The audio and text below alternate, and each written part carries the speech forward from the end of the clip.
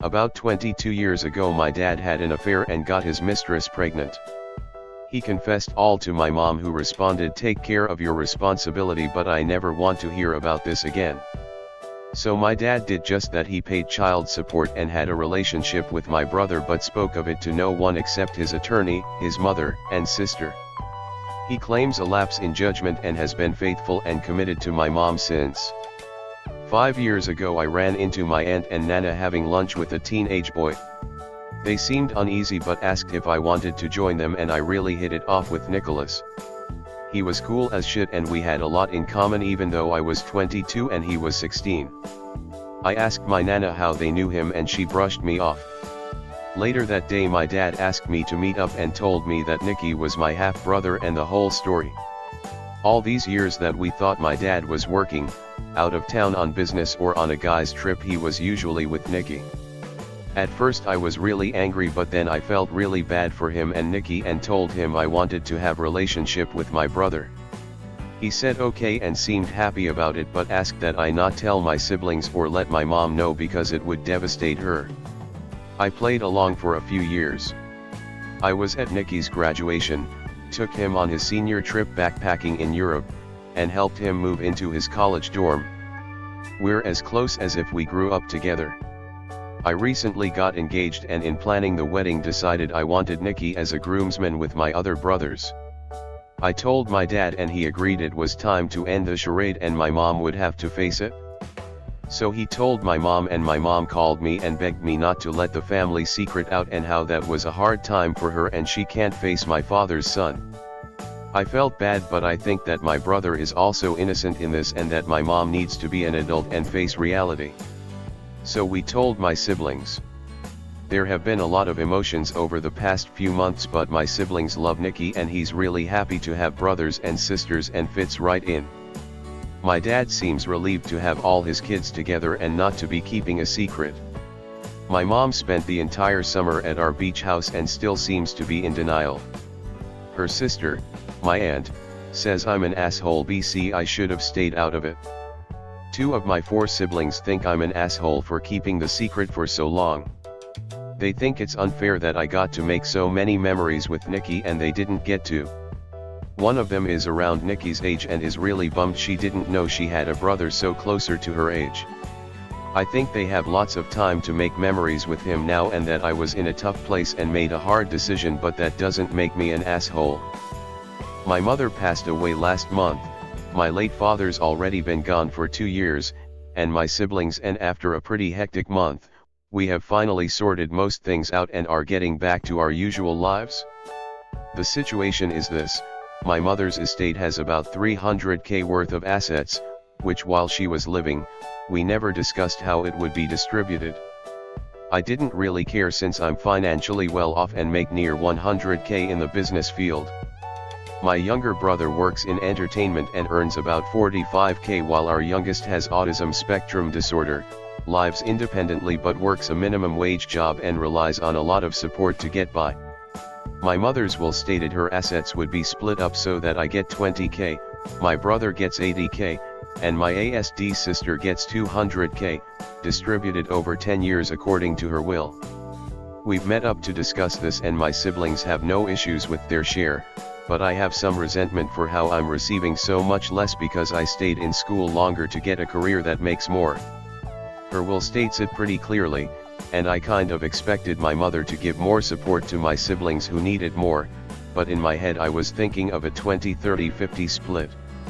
6.7% feels so unfair to me. My college roommate, we'll call him Steve, has type 1 diabetes. Last week, we had the opportunity to purchase a used mini fridge for our room at a dorm sale. I asked if he would be down to pitch in for one we could share, and he politely declined. I still wanted access to my own fridge in the room, so I ordered a personal 12-can refrigerator. When it arrived, Steve asked if he could store his insulin inside the fridge. Wanting to be a good roommate, I obliged. Little did I know, his insulin would take up 25% of the space in my tiny desktop refrigerator that I paid for. He did not want a bigger mini fridge when we had the chance to purchase one, but now that I have my own, he wants to use it. Whipta if I ask him to remove his insulin? Keep in mind, there is a full-sized refrigerator in the basement that everyone has access to, and I assume that's where he stored his insulin previously. Edit. The mini fridge we had the option to purchase would have had a 75-liter capacity. My personal fridge has a mere 10-liter capacity. When my wife 32F and I 32M got married 8 years ago, she made about 15k more per year than I did. Our agreement at that time was that we'd keep separate checking accounts plus a joint for household expenses, with the understanding that money left over after contributions to household expenses, savings, retirement, etc. would be put in the separate accounts and we could spend it how we wanted. My wife was the one who insisted on this, and although I was not a fan, wanted joint accounts for all funds, I agreed since she felt strongly about it. A few years after we married I decided to go to law school. Long story short, I ended up at a big law firm and now earn about 4 times what my wife does. Since I managed not to go into debt, I have a good bit of money left over after I make my contributions to our joint expenses. My wife asked me to reconsider this arrangement. She doesn't feel like it's fair that I get to buy most of the things I want while she is on a much more limited budget, and I told her I would not reconsider it since this is what she wanted originally. I think fair is fair since this was her idea, but I do wonder if I am wrong for refusing to reconsider our financial arrangement. For 5 years I dated a girl I'll call Mia. We got engaged last March and were supposed to get married next year, but 2 weeks ago I learned that our entire relationship was a lie. Someone showed me a dashcam recording of her saying that she still loves her ex and she was only with me because I'm the better choice. I confronted her, she admitted it was true, I called off the wedding and broke up with her. I'm determined to move past this as soon as possible and on to better things, the things that I should have achieved had Mia not wasted 5 years of my life. But there's an issue that has me on the fence. I was supposed to donate my kidney to Mia's brother Tom, and now I don't know if I should do it. Tom has ESRD and needs a second kidney transplant as soon as possible because the kidney from his first transplant is failing. I'm not that close to him and I was only going to do it because I wanted to help Mia's family in any way I could because I thought they were going to be M family. But now that I know that she was just playing me the whole time, I'm having second thoughts. Organ donation is a big deal. I will literally risk my life to give part of myself to someone, and at this point I don't want to do it for the brother of the girl who lied to me, used me, and made me a fool for 5 years. Would I be the asshole if I back out? Me and my G/F have been together about a year. She has a dog, and has had a dog since we got together. I work from home and probably since the first day we've been together I've been talking about getting a dog so I had some company at home. It gets pretty lonely living alone and working from home. Things have been getting pretty serious and we were planning to move in together, but she wouldn't commit and I just renewed my lease through October 2020. About a week later the exact kind of pup I've been looking for came available at a rescue shelter. I told her I was going to adopt it, and she flipped. She said that it was going to affect her long term when we move in together to have another dog around the house. I decided that my happiness was what mattered. She was the one who backed off on us living together. I've been pretty depressed lately, and I just decided to do it. Our relationship has not been the same since. She is really mean to the dog who is the sweetest dog ever. She is really mean to me.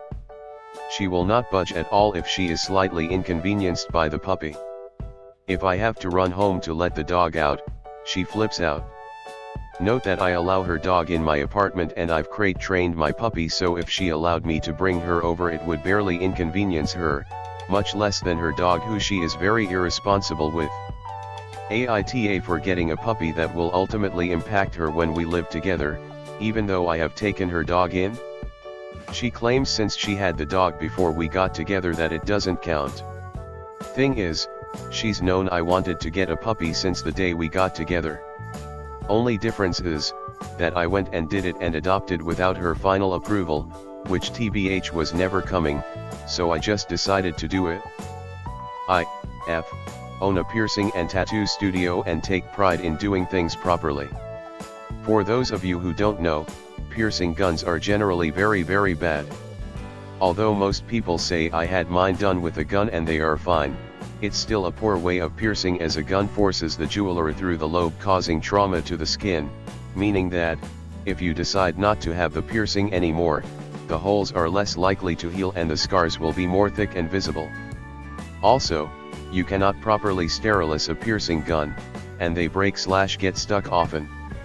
It's also easier to pierce with needles, as you can be 100% sure of where the hole is going to go. Because of this, I always pierce with needles and make sure my staff do too.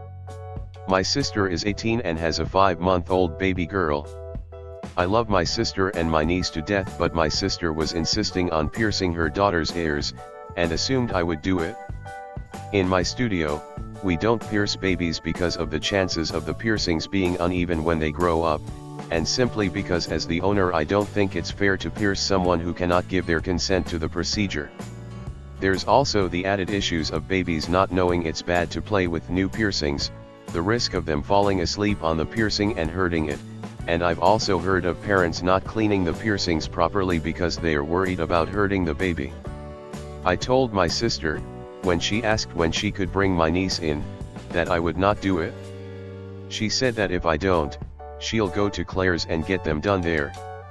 I thought she was just trying to goad me into doing it, to be honest, so I rolled my eyes and that was it. We've had chats before about why piercing at Claire's is bad. The next day she messaged saying she was in the mall and she was serious, and I have 10 minutes to say I'll do it.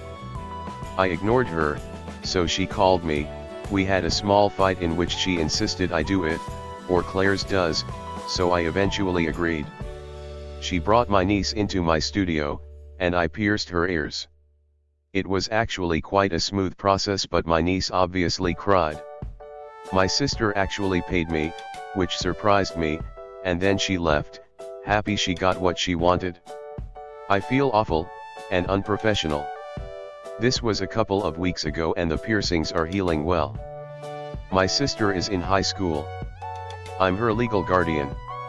She's a prefect, which means at lunch she's allowed to out of school and get some lunch before she goes back, and for the last few days I've come home to see my sister there. Her school is about 10 minutes away and lets out at 3 and I've been getting home about 3:15. I got a call from the school last night saying that for the last 3 days she's had this privilege. She's been going out for lunch, signing herself out for the day, and not coming back. Instead they've been getting phone calls from my landline saying my sister is ill. I did not make these calls. They asked me to have a talk with her, so I told her last night that coming back here isn't an option until the end of the school day. Today is my work from home day, and before my sister left I took her house key. She went to school, came back around 12:20, and asked me to let her in. I pretended not to hear her. She said I was being immature. I said she could come back inside at 3:15. She said she couldn't get lunch now and I said not my problem, should have thought of it sooner. She stomped off and I called the school about 20 minutes ago, and they confirmed my sister came back after lunch. AITA. Not for the making her go to school part but the taking her key so she couldn't get lunch part. Info, she had breakfast with me, I'm cooking dinner now, and she had money on her to get lunch.